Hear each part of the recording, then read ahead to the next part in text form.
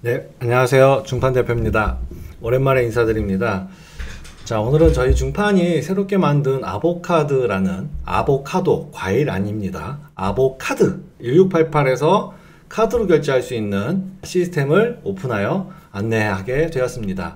자, 이 아보카드는 딱 한마디로 요약을 하면은 1688에서 내가 수입을 하거나 아니면 구매대행 사업자분들, 지금 뭐 오픈마켓에 물건 팔고 계시는, 물건 하나씩 팔고 계시는 구매대행 사업자분들도 1688 결제 때문에 되게 어려움이 많이 겪으셨을 거예요. 왜냐면 뭐 그것 때문에 환치기를 하신다든지 대리결제 요청을 하신다든지 여러 가지 이제 문제점, 회계 증빙이 되지 않는 그런 문제점들이 발생이 되었을 거라고 생각이 됩니다. 1688은 카드 결제가 안 되잖아요. 타오바오는 카드 결제가 되기 때문에 구매대행을 하던 수입을 하시던 소규모 수입을 하실 때 내 한국 신용카드로 결제를 하신 다음에 해외 승인이 떨어진 다음에 수입 절차를 거쳐서 갖고 오게 되면 문제가 없는데 1688은 그렇게 안 되다 보니까 TT 송금을 하든지 아니면 뭐 구매대행 업자한테 송금을 하든지 환치기를 하시든지 뭐 편법들을 많이 쓰게 되십니다. 사업을 진행을 여태까지 했어. 이게 비싸, 이게 싸. 오늘 그거 문제는 아닙니다. 이게 증빙이 돼? 안 돼? 그걸 좀 설명을 좀 드리고 싶습니다.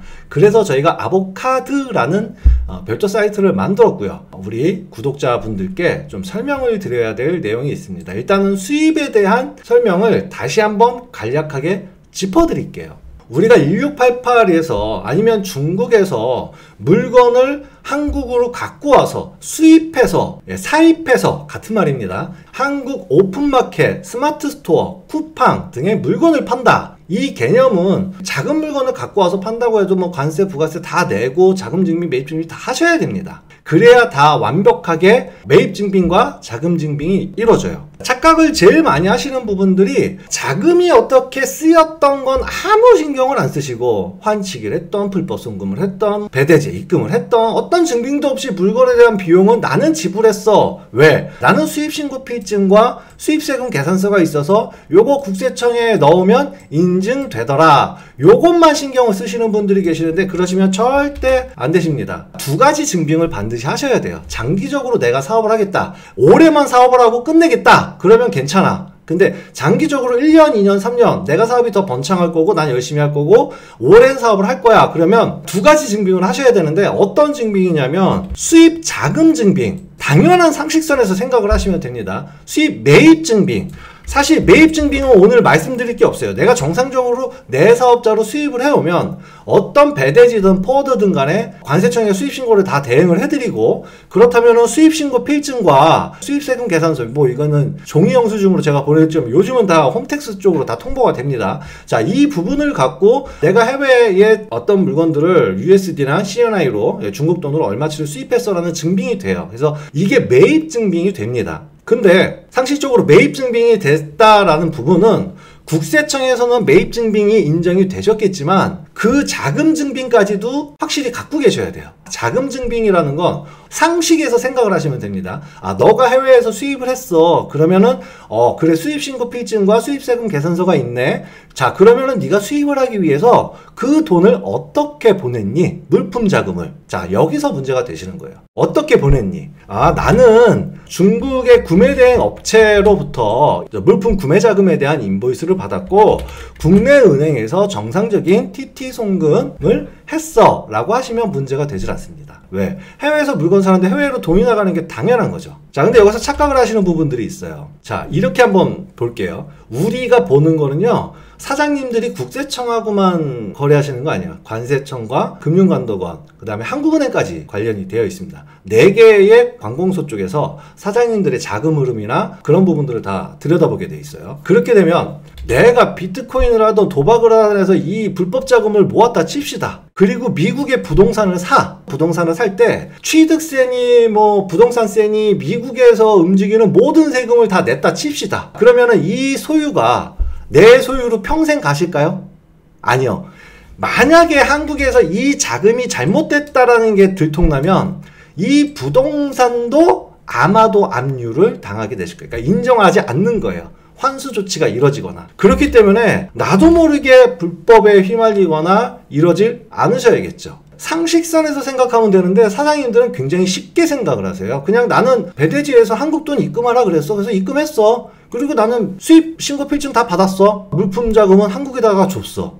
난 수입 신고 필증을 받았어. 자, 그럼 무슨 문제가 생기냐? 자, 이런 조사를 받으실 수 있어요. 이건 뭐 최근 뭐 아주 난리 났죠. 외환거래법 조사를 지금 굉장히 많이 광범위하게 합니다. 자, 환치기 의심, 조심 다 해야 돼요. 자, 어떤 부분이냐면 한국에다가 돈을 주고 비트코인으로 바꿔서 외국에서 거래를 한 다음에 코인을 한국에 갖고 와서 한국 거래소에 팔았다. 당연히 불법이죠. 불법이 어디서 불법이냐면 한국에서 거래했다가 불법이 아니에요. 비트코인 거래를 했다가 불법이 아니에요, 사장님들. 잘 들어보세요. 한국에서 비트코인 거래를 했어. 이거는 합법이야. 내 코인이잖아. 근데 그 코인 형성 과정에 자금을 어떻게 썼어요? 불법으로 유출했잖아요. 불법 외환거래로 적발된 게 2조 원이래잖아요. 심지어 여기서는요, 여러 가지 불법적인 내용이 있는데 2018년도서부터 폭증하기 시작해서 뭐 그때 이제 뭐 비트코인이 유행하게 했으니까요. 구매자금 허위 증빙 송금. 들고 나가는 거는 말도 아니야. 근데 들고 나갈 수도 없죠. 현금 뭐 달러를 이만큼 들고 나갈 수도 없으니까. 구매자금은 허위 증빙한 거예요. 그 다음에 뭐 한국에다가 입금하고 은행을 통하지 않고 구매자금을 유출했거나 이런 게 다 자금 증빙이 돼요. 이거 적발되시면 내 비트코인 환수 될까요? 안 될까요? 뺏깁니다, 비트코인. 불법 거래하신 거잖아요. 이런 부분들 때문에 정말 사장님들은 상식선에서만 생각을 하시면 돼요. 관세청, 국세청, 금감원 합동으로 다 조사합니다. 그래서 사장님들이 이렇게 생각하시면 돼. 인보이스를 받아놓고 TT 송금을 했어. 근데 이게 없어. 한국으로 들어온 게 없어. 사전무역대금 송금만 계속하고 한국으로 수입해오는 물건이 없어. 그럼 사장님들은 난 매입신고 안 하면 그만이지. 반대로 생각하면은 나는 이거 있으니까. 근데 나간 돈은 있는데 들어오는 물건이 없어. 그거 이상하지 않아요? 이거 조사 받습니다. 이게 관세청, 국세청, 금감위, 한국은행 다 합동으로 사장님들까지 들여다봐요. 그래서 자금 증빙도 하셔야 되고 매입 증빙도 하셔야 되는 거예요. 이제 우리가 상식적으로 생각을 하면 돼요. 내가 해외에서 물건을 샀으니까 해외에다가 돈을 정상적으로 보내고 그 물건을 갖고 왔어를 증빙하시면 끝나는 문제예요. 근데 이제 미국파파 결제가 안 되니까 편법들이 생기시죠? 어떤 편법? 배대지에서 한국 통장에 입금해주면은 뭐 한다더라. 근데 그 배대지가 불법 환치기를 해갖고 중국으로 송금해서 물건을 결제했어. 그러면 이제 여기서 사람들이 이런 생각을 해. 야, 그건 배대지가 잘못한 거지 내가 잘못한 거 아니잖아. 근데 범죄의 연루가 되셨잖아요. 조사 받으셔야죠. 그리고 함께 처분도 받으셔야죠. 나도 모르게 가담하시는 거예요. 물론 그런 배대지가 없으리라 저는 생각은 합니다만 혹시라도 한국에 돈을 입금하시는 분들은 한 번쯤은 더 짚어보고 가시는 게 확실한 거죠. 그게 불법은 아니에요. 사장님들이 중판에 물건 사달라고 입금을 하시고 저희 중판이 그 사장님들의 돈을 받아서 정상적인 TT 송금을 했다는 거 증빙을 해드리면 사장님들 문제는 안 돼요. 근데 사장님들은 중판에다가 입금을 주셨는데 내가 이 돈을 어떻게 활용했는지 사장님들은 모르시잖아요. 내가 환치기를 했는지 정상적인 TT 송금을 했는지 사장님들이 모르시니까 그건 한번 짚어보시라 라고 말씀을 드리는 겁니다. 한국에 입금했다고 다 불법적인 건 아니라는 거죠.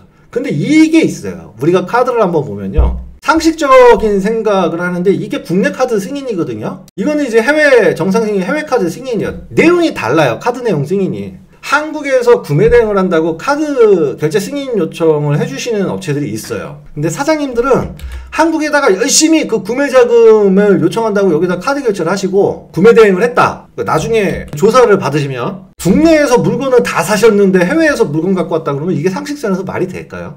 이게 말이 안 되는 거예요, 사장님들. 그러니까 이걸 받아주는 업체 문제지 내 문제야? 이거 똑같은 소리입니다. 그 불법의 연루가 되시면 조사를 받으시고 거기에 합당한 처분을 받게 되시는 거예요.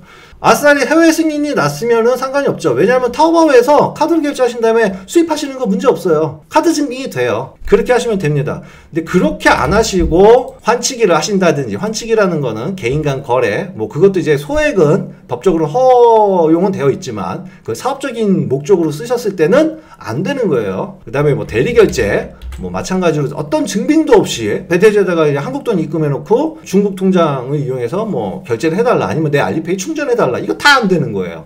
어떤 증빙도 없으신 거잖아요. 중국 거주하면서 내 중국 통장에 돈이 남아있으니까 자금 증빙 못하는 거죠. 그건 중국 내 회계에 따른 수익인 거지 한국에서 판매에 따른 수익금이 아니거든요. 예, 그렇게 하시는 것도 안 되고. 자, 오늘 아보카드는 이것 때문에 만들었습니다. 국내 결제는 국내에서 떨어지는데 수입은 해외에서 이루어졌으면 당연히 해외 결제 승인이 이렇게 나셔야죠. 해외 정상 승인으로. 이렇게 해서 수입을 하시면 문제가 안 되는데 국내 승인 다 떨고 오고 나서 수입을 했다 그러면 이것도 말이 안 되는 거예요. 그래서 태어난 게 아보카드를 만들게 됐습니다.